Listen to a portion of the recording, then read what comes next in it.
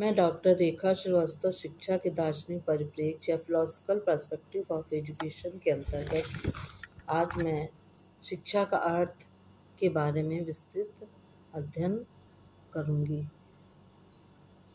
शिक्षा मानव विकास का मूल साधन है, जिसके द्वारा मनुष्य की जन्मजात शक्तियों का विकास, उसके ज्ञान एवं कला कौशल में वृद्धि एवं व्यवहार में परिवर्तन किया जा सकता है और उसे सभ्य, सुसंस्कृत एवं योग्य नागरिक बनाया जाता है। और यह कार्य मनुष्य के जन्म के से प्रारंभ होता है और जन्म के कुछ दिन बाद से ही उसके माता पिता एवं परिवार के अन्य सदस्य उसे सुनना और बोलना सिखाने लगते हैं।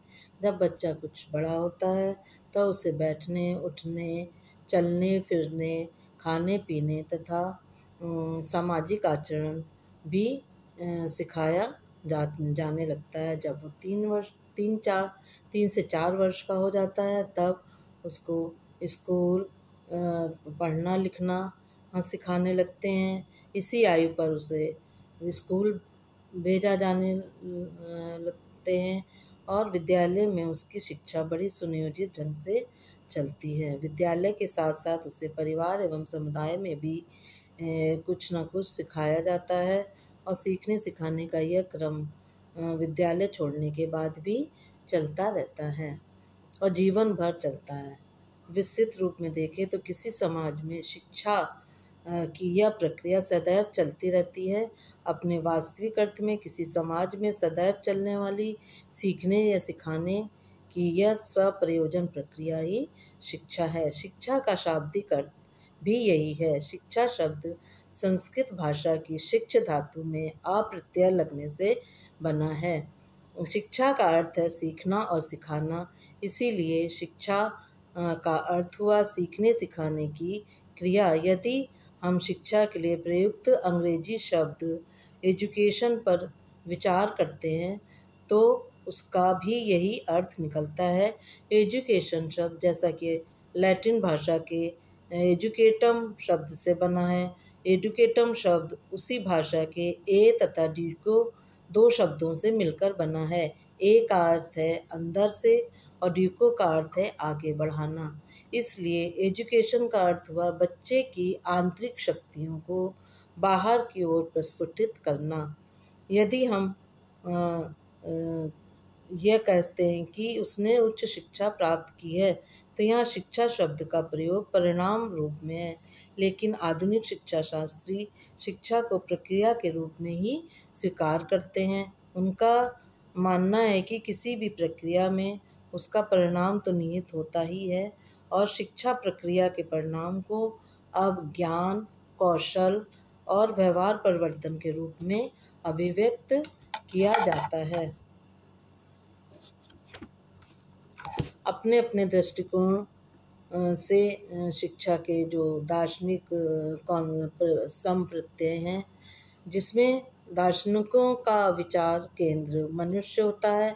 ये मनुष्य के वास्तविक स्वरूप को जानने, उसके जीवन के अंतिम उद्देश्य को निश्चित करने का प्रयत्न करते हैं और मानव जीवन के अंतिम उद्देश्य की प्राप्ति के साधन मार्ग निश्चित करने में भी दार्शनिक रुचि लेते हैं और इन सबके ज्ञान और प्रशिक्षण के लिए शिक्षा को आवश्यक मानते हैं। इस प्रकार दार्शनिकों की दृष्टि से शिक्षा मनुष्य जीवन के अंतिम उद्देश्य की प्राप्ति का साधन है और मनुष्य जीवन का अंतिम उद्देश्य भारतीय सभ्यता में, भारतीय प्राचीन शिक्षा में हमेशा से ही मोक्ष की प्राप्ति, अंतिम उद्देश्य मोक्ष की प्राप्ति ही रहा है। इसीलिए जगत गुरु शंकराचार्य जी ने भी यही कहा है, सा विद्याया विमुक्तिये, वह शिक्षा वह है जो मुक्ति दिलाए। इसी प्रकार स्वामी विवेकानंद ने मनुष्य की अंतर्निहित पूर्णता को अभिव्यक्त करना ही शिक्षा माना है और महात्मा गांधी जी ने भी शिक्षा को से उनका अभिप्राय है बालक और मनुष्य के शरीर, मन और आत्मा के सर्वांगीण एवं सर्वोत्कृष्ट विकास से माना है। इसी प्रकार से प्लेटो ने कहा है शिक्षा का कार्य मनुष्य के शरीर और आत्मा को वह पूर्णता प्रदान करना है जिसके कि वह योग्य हैं।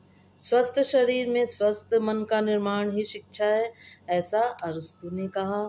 Education is the creation of a sound mind in a sound body. इसी प्रकार चारवाक ने कहा, शिक्षा वह है जो मनुष्य को सुखपूर्वक जीवन व्यतीत करने के योग्य बनाती है। इसी प्रकार से हर्बर्ट स्पेंसर ने कहा, education means establishment of coordination between the inherent powers and the outer life. इसको हम हिंदी में कह सकते हैं कि शिक्षा का अर्थ अंतः शक्तियों का बाह्य जीवन से समन्वय स्थापित करना है।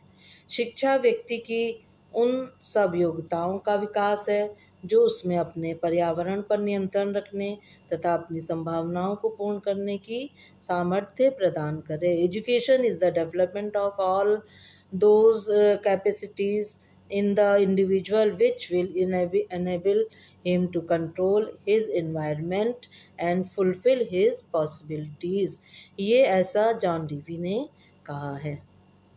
इस तरह से हम देखते हैं कि शिक्षा को जब हम एक प्रक्रिया के रूप में देखते हैं तो उसमें शिक्षा एक सामाजिक प्रक्रिया है। सामाजिक प्रक्रिया इसलिए है क्योंकि मनुष्य जो एक समाज में रहता है, समाज के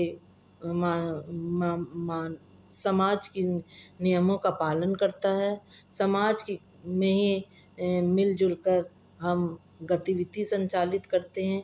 इसलिए शिक्षा भी एक सामाजिक प्रक्रिया है।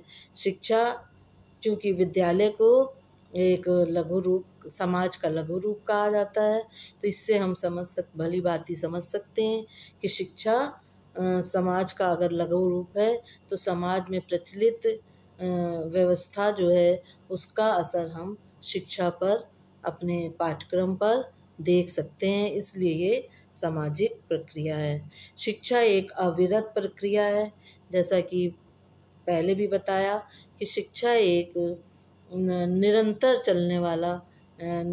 चलने वाली एक प्रक्रिया है जो जन्म के बाद मृत्यु तक हम शिक्षा प्राप्त करते रहते हैं और कुछ न कुछ, कहीं न कहीं, किसी भी समय औपचारिक या अनौपचारिक रूप से कुछ न कुछ सीखते रहते हैं। और शिक्षा को द्विध्रुवीय प्रक्रिया भी कहा गया है। वो इसलिए कहा गया है क्योंकि अगर हम मैग्नेट लेते हैं उसमें दो सिरे होते हैं, उसी तरह से हमारी शिक्षा में भी दो धुरी हैं, एक शिक्षक और एक शिक्षार्थी। इस दृष्टिकोण से शिक्षक का स्थान महत्वपूर्ण हो जाता है और शिक्षक शिक्षार्थी को गाइड करता है, निर्देशित करता है, उसको शिक्षा प्रदान करता है और उसको नई नई चीज़ों से अवगत कराता है, उसकी अच्छी आदतों का निर्माण करता है, नैतिक शिक्षा का विकास करता है और उसको विभिन्न विषयों का ज्ञान भी शिक्षक ही प्रदान करता है। और शिक्षार्थी भी अपने पाठ्यक्रम के अनुसार जो शिक्षक पढ़ाते हैं उसको आत्मसात करते हैं और अपने समय समय पर होने वाली परीक्षाओं के माध्यम से सफल होकर के एक शिक्षक की शिक्षा को भी सफल बनाते हैं। इसी प्रकार से शिक्षा विकास की प्रक्रिया है। जैसे कि जब जैसे जैसे हमारे देश में, हमारे विश्व में जो भी सभ्यता का विकास हुआ है उसमें हम लोग की सोच, हमारे दृष्टिकोण, हमारे विचारों में परिवर्तन देखने को मिलता है। जैसे जैसे समाज हमारा विकास की ओर हो रहा है, विकसित की ओर बढ़ रहा है, उसी तरह से हमारी सोच, हमारी आवश्यकताएं, हमारे कार्य करने के तरीकों में भी परिवर्तन देखने को आ रहा है। जैसा कि आपको पता ही है कि अभी हम लोग कोरोना से ग्रस्त थे तो लॉकडाउन की व्यवस्था थी। लॉकडाउन में हम लोग ने ऑनलाइन पढ़ाना या पढ़ने का कार्य किया, तो उससे हमको एक नई दिशा मिली कि कम संसाधनों में हम लोग ऑनलाइन होकर के उसमें हमें ज़्यादा किसी ताम झाम की या ज़्यादा इंफ्रास्ट्रक्चर की आवश्यकता नहीं है। बस एक ऑनलाइन होने के लिए जो चीज़ें प्रोवाइड, जैसे मोबाइल, लैपटॉप वगैरह है, वो उपलब्ध हो जाए, इंटरनेट कनेक्शन हो और बच्चों के पास भी यही सुविधा प्रोवाइड हो, तो हम घर बैठे हज़ारों बच्चों को, काफ़ी बच्चों को एक साथ हम उनको शिक्षित कर सकते हैं और उससे हमारे समय, श्रम, धन सबकी बचत हो सकती है। ये शिक्षा विकास की प्रक्रिया का ही एक जीता जागता प्रमाण है कि हम लोग ने ऑनलाइन से पढ़ना पढ़ाना सीखा या शुरू किया था पहले से, लेकिन जो भी बंधन थे, जो भी चीज़ें थीं, जो भी पुराना ट्रेडिशन चला आ रहा था, उसको छोड़ना और नई चीज़ों को अपनाने में जो समय या जो एक हेजिटेशन होता है, वो कोरोना के समय में हमें टूटते हुए देखने को मिला। और इसीलिए हम कह सकते हैं कि शिक्षा एक विकास की प्रक्रिया है। जैसे जैसे हमारी सोच, हमारी व्यवस्था में परिवर्तन आता है, वैसे वैसे हमारी शिक्षा में भी परिवर्तन देखने को मिलता है। जैसे कभी हमारी सोच में मनोविज्ञान सब विषय नहीं था, जब उसका प्रादुर्भाव हुआ तो उससे हमारे शिक्षा जो है वो चाइल्ड सेंटर हो गई, यानी कि बाल केंद्रित हो गई, और शिक्षक का सेकेंडरी स्थान और शिक्षार्थी का प्रमुख स्थान। और पहले की शिक्षा में बच्चे सक्रिय कम भूमिका निभाते थे, सिर्फ उनको शिक्षकों को फॉलो करना पड़ता था जो वो कहते थे। लेकिन आज की शिक्षा में हम देखते हैं कि ऐसा नहीं है, इंटरेक्शन होता है और बच्चों से को भी एक्टिव रखा जाता है, और बच्चों की मानसिक स्तर, बच्चों की व्यक्तिगत रुचि, उनका कि वो उच्च कोटि की बुद्धि है या सामान्य बुद्धि के हैं या अति उत्कृष्ट बुद्धि के हैं, उनको उनके अकॉर्डिंग कार्य उनके हिसाब से देते हैं। ये इसी से समझ में आता है कि शिक्षा जो है विकास की प्रक्रिया है। शिक्षा गतिशील प्रक्रिया है। शिक्षा गतिशील प्रक्रिया का अर्थ है कि शिक्षा हमेशा एक जैसी नहीं रहती है। समय, देश, काल, परिस्थितियों के अनुसार उसमें परिवर्तन आता है। जैसे एक समय एडमिनिस्ट्रेशन, एजुकेशनल प्रशासन पर बीएड में एक पेपर हुआ करता था। उसके बाद टेक्नोलॉजी, एजुकेशनल टेक्नोलॉजी को उससे जोड़ा गया और योगा से जोड़ा गया, एंड इंग्लिश प्रोफिशिएंसी से उसको जोड़ा गया। क्योंकि आज के समय को देखते हुए हमारे शिक्षकों में उनके अपडेशन के लिए या अपग्रेडेशन के लिए ये इम्पॉर्टेंट था कि उनको अपने स्वास्थ्य को सुचारू रूप से रखने के लिए और उनको बैलेंस, संतुलित आहार, अपने शरीर को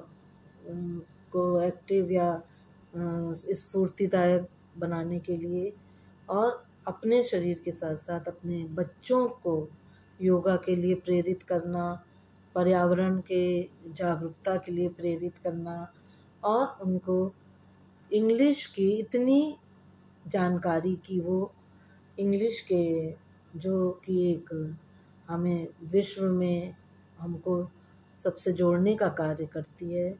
एज ए शिक्षक भी हमको बच्चों से जुड़ना है और उन बच्चों को भी और लोगों से जुड़ना है, यानी कि एक के संपर्क में हम शिक्षक के संपर्क में आने वाले बच्चे और बच्चों के संपर्क में आने वाले बच्चे, तो ये ऐसे वैसे वर्षा सभी को इन चीज़ों की आवश्यकता परिलक्षित होती है और उसी तरह से वो हमारे शिक्षा के पाठ्यक्रम के अंग के रूप में उसमें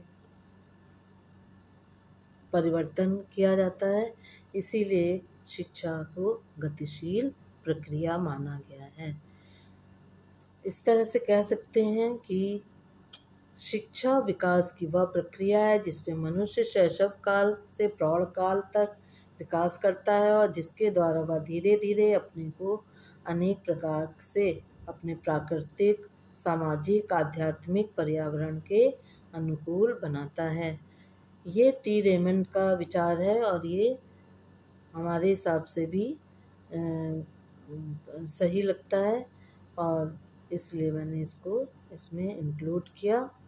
और शिक्षा का वह आर्थिक निवेश है जिसके द्वारा व्यक्ति में उत्पादन एवं संगठन के कौशलों का विकास किया जाता है और इस प्रकार व्यक्ति, समाज और राष्ट्र की उत्पादन क्षमता बढ़ाई जाती है और उनका आर्थिक विकास किया जाता है।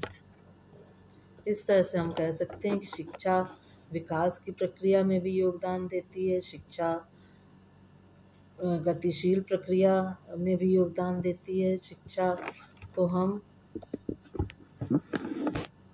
कह सकते हैं कि शिक्षा किसी समाज में सदैव चलने वाली वह स्वउद्देश्य सामाजिक प्रक्रिया है जिसके द्वारा मनुष्य की जन्मजात शक्तियों का विकास, उसके ज्ञान और कौशल में वृद्धि तथा व्यवहार में परिवर्तन किया जाता है और इस प्रकार उसे सभ्य, सुसंस्कृत और योग्य नागरिक बनाया जाता है। इसके द्वारा व्यक्ति और समाज दोनों निरंतर विकास करते हैं। यह शिक्षा की परिभाषा अपने आप में पूर्ण है। इससे शिक्षा प्रक्रिया की प्रकृति की यह स्वउद्देश्य प्रक्रिया है, सामाजिक, अविरत, गतिशील एवं विकास की प्रक्रिया है और इसके कार्यों की इसके द्वारा मनुष्य की जन्मजात शक्तियों का विकास, उसके ज्ञान एवं कला के कौशल में वृद्धि तथा व्यवहार में परिवर्तन किया जाता है और उसे सभ्य, सुसंस्कृत एवं योग्य नागरिक बनाया जाता है। दोनों से स्पष्ट हो सकता है कि मनुष्य को सभ्य, सुसंस्कृत एवं योग्य नागरिक बनाने में किसी भी समाज की शिक्षा के समस्त उद्देश्य एवं कार्य समाहित होते हैं। अतः शिक्षा की ये परिभाषा सबसे सर्वोत्कृष्ट लगती है। इस प्रकार से शिक्षा का अर्थ आज यहीं तक, इसके आगे कंटिन्यू करेंगे फिर।